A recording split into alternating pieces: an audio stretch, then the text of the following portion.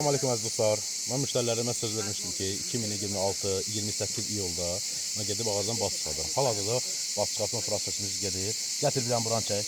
Baba buran çək ağacın içini. Yavaş yavaş buradan kəsirik biz. Bakın bu formada biz bu şanları çıxartırıq. Maşallah olsun, maşallah olsun. İçi doludur, doludur. Bu hala bunların balasıdır. Biz bala ramkanı, bala şanını yani adelini yerə qoyuruq. Çək buranı, çək buranı. O çıxartma prosesini çək ki, müştərilə baxın, değerli dostlar. Bakın bunlar balasıdır. Biz bala gətir bunu qoy o vedrəyə. Bu bizi ayrı gedir. Bunu da qoy.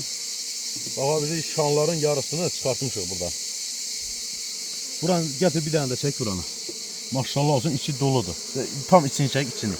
Və hala ki şanlar qalır, inşallah onu da çıxardırıq.